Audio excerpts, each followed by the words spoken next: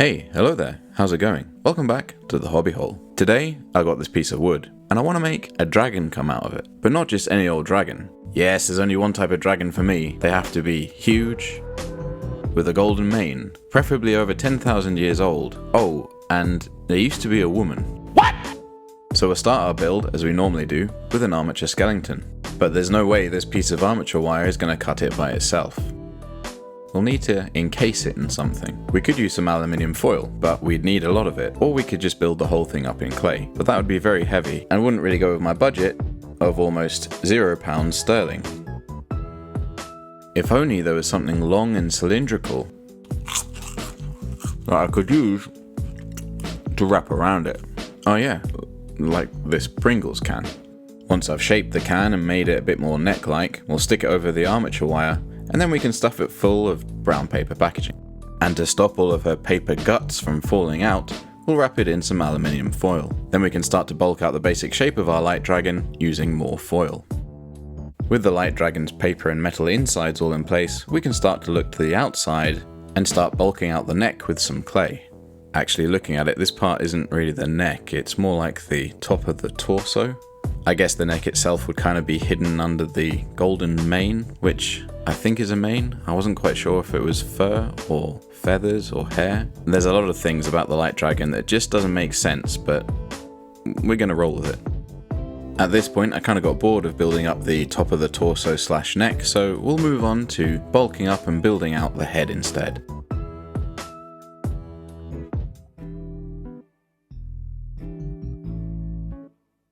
We'll also make a start on the eyes by punching these craters into these pieces of clay.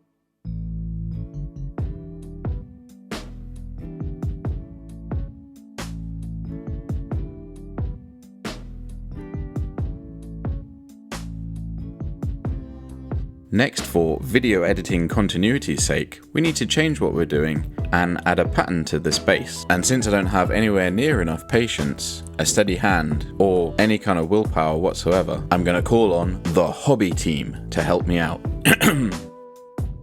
Hobby team! Assemble! Assemble! Assemble!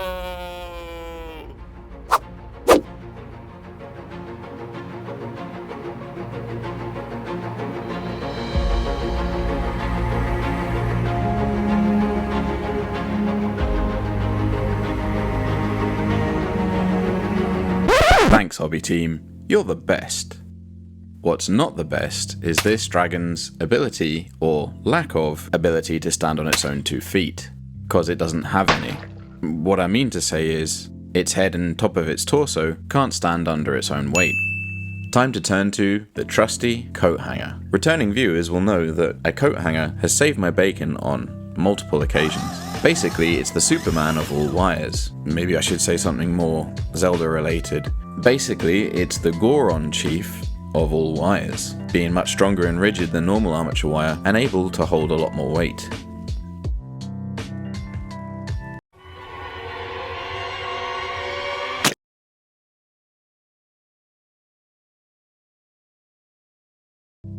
There, that's better. To me, it's looking like the light dragon's snout is a bit on the short side right now. So we'll just add this bit onto the end, and reminds me of something. Annoying memes out of the way, we can now start to bulk up and add some detailing to the snout and surrounding mouth area.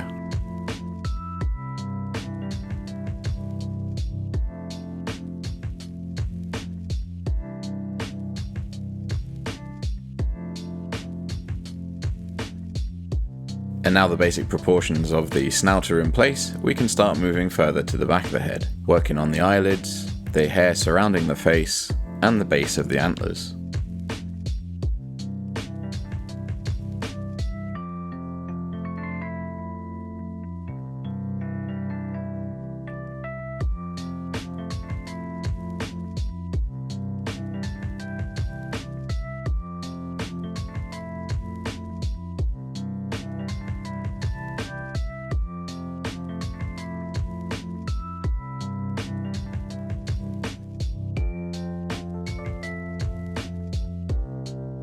Once that's done, it's back to the front of the head to add some more detailing.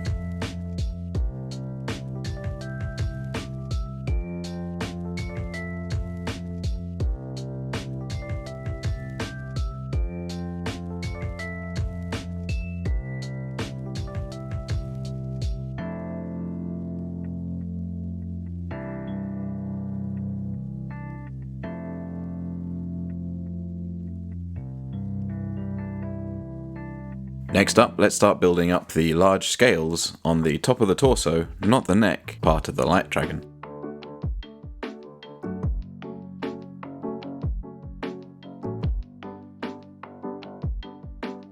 And with that section now done, we can move on to the beautifully decrepit, long dangling ears. We can start by shoving some of this thick armature wire into the side of her head, and we'll switch things up a little by digging out some cosclay. This stuff is great because even after you bake it, it still stays flexible and a little bit rubbery, which is perfect for sticky outy bits like these ears, which could potentially get knocked and broken. Once we've softened the cosclay, we can roll it out,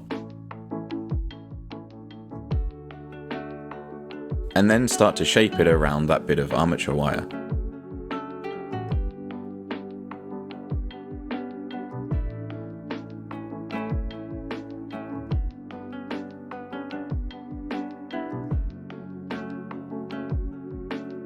And with it all stuck in place, we can add the final bits of hairy detailing. I'm quite happy with everything so far, so I'll give it a bake to lock it in. And then we can start getting to work on that golden mane. This area still needs some thickening up. We'll do that with some more tinfoil. It's at this stage that I'll sit back and start to contemplate my life's choices that brought me to this point. You see, making this section is going to be incredibly challenging, with layers upon layers of different hair sections, different sizes, different shapes, which if I sculpted them each individually would be a royal pain in the antlers. And as you can understand, this does not vibe well with my lifelong goal to work as little as possible. So what I decided to do was make these two initial sections of hair, one large, one small. We'll bake those so they're solid, and then we can make some silicone molds of them. Then all we'll need to do is push more clay tightly into these molds, and we can produce as many hair pieces as we want. The beauty of it being, once we've pulled them out of the molds, we can still cut and shape them to make them look more individual and unique.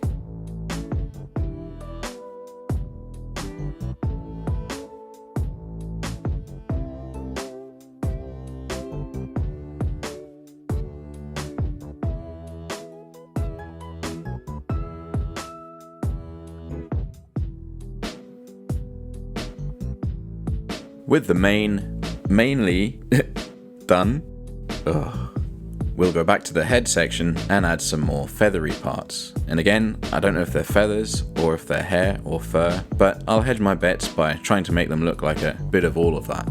Next, we can make a start on those glorious eyelashes, as well as adding that twirly bit of hair that Link pulls the Master Sword out of.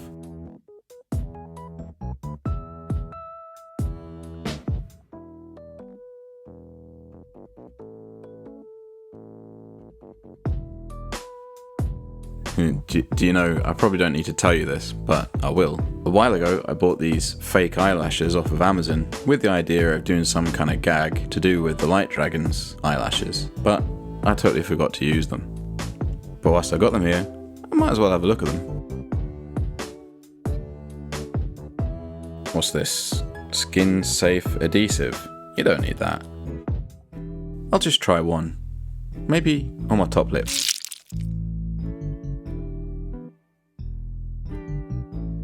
Haha, beautiful.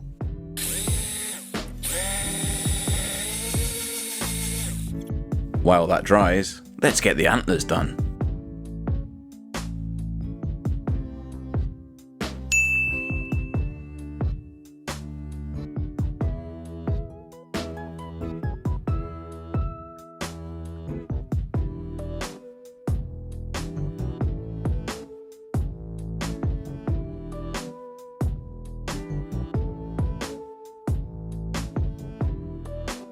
Now that the antlers are sorted, let's slip into something more comfortable, like these suave magnifying glasses. We'll need them to make our little Link that's going to be standing on top of the Light Dragon.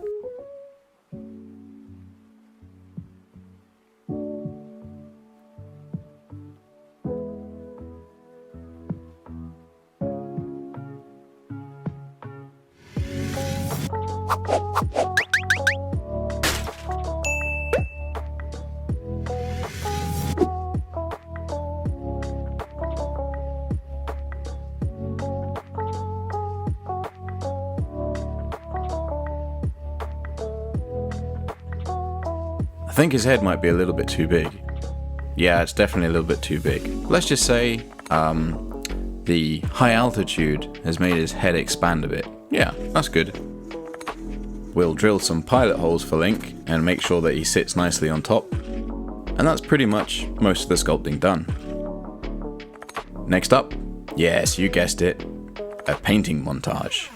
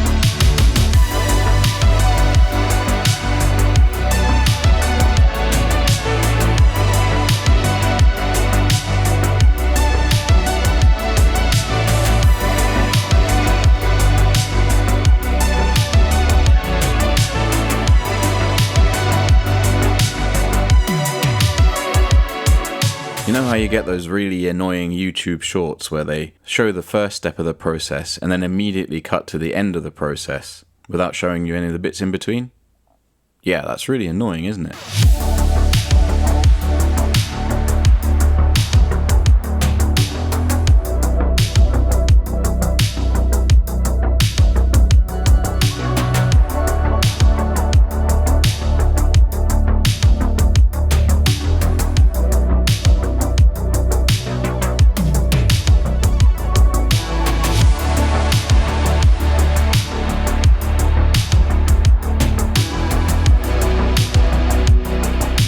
So we've skipped to the future for a moment, and this is video editing Carl. Hey, hello there, how's it going? I just realised that in painting Link, I missed something that probably quite a few of you have been screaming at your phones about in annoyance that I missed. Namely that Link's right arm should be green, innit? Because it's been replaced by Rauru's arm.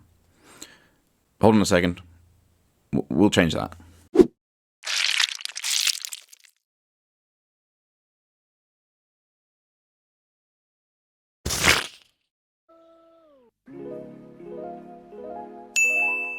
Next up, we need to make some clouds to cover over those nasty unfinished exposed bits of clay at the base of the light dragon. To do that, I'll break out this foam air dry clay that I've used to make bases in the past.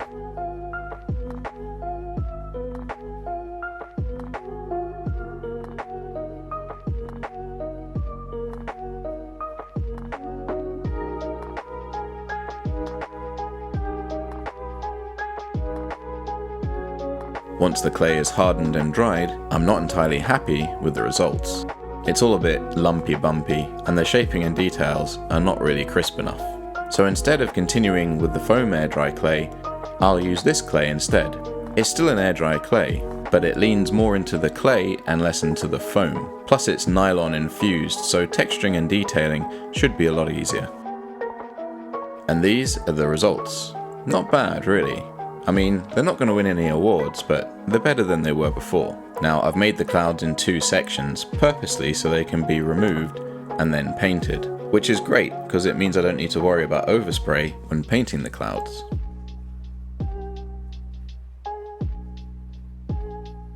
Whilst those dry, I'll paint the base in a nice layer of gold, and then go over it with a brown wash. And now that everything's dry, we can stick the clouds back in place. Now, do you remember those eyes I made before with the big old dent in? Yeah, the idea with those is to fill them with UV resin, giving them more depth and making them look a bit more realistic. Problem with that is I need to turn the whole thing on a 90-degree angle so that the UV resin will set correctly and be level. And I'm not weight shaming here, but she's a heavy beast, even though I used a Pringles can and everything, so I'm gonna need another set of hands. Oh yeah, like these ones.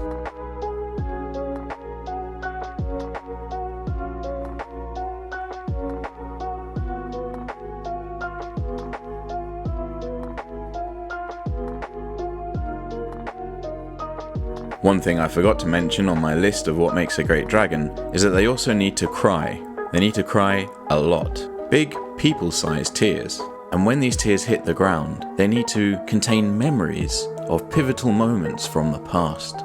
Can you really call yourself a decent dragon if you don't cry memory tears? I don't think so. But anyway, with the light dragon's tears in place, I think I can say we're just about done here.